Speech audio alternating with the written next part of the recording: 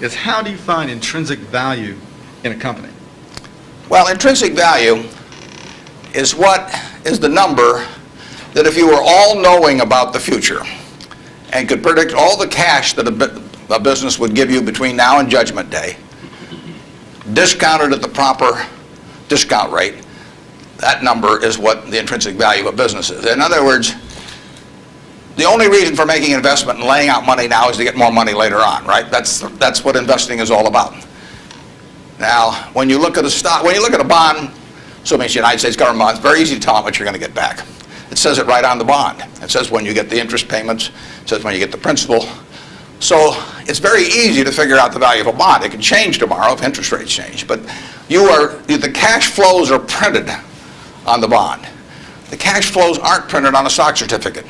That's the job of the analyst, is to print out, change that stock certificate, which represents an interest in the business, and change that into a bond and say, this is what I think it's going to pay out in the future.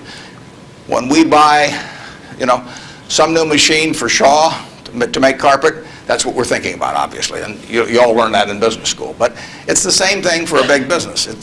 If you buy Coca-Cola today, the company is selling for about $110 to $15 billion in the market. The question is, if you had 110 or 15 billion, you wouldn't be listening to me, but I'd be listening to you incidentally. But the question is, would you lay it out today to get what the Coca-Cola company is going to deliver to you over the next 200 or 300 years? The discount rate doesn't make much difference as you get further out. And that is a question of how much cash they're going to give you.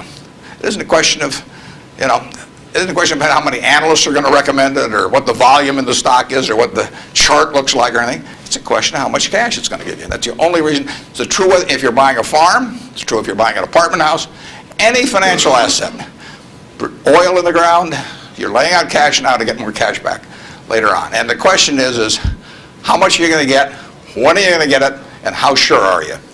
And when I calculate intrinsic value of a business, when we buy businesses, and whether we're buying all of a business or a little piece of a business, I always think we're buying the whole business because that's my approach to it.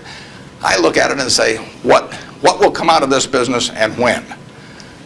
And what you really like, of course, is them to be able to use the money they earn and earn higher returns on it as you go along. I mean, Berkshire has never distributed anything to its shareholders, but its ability to distribute goes up as the value of the businesses we own increases. We can compound it internally, but the real question is, Berkshire selling for, we'll say, 105 or so billion now.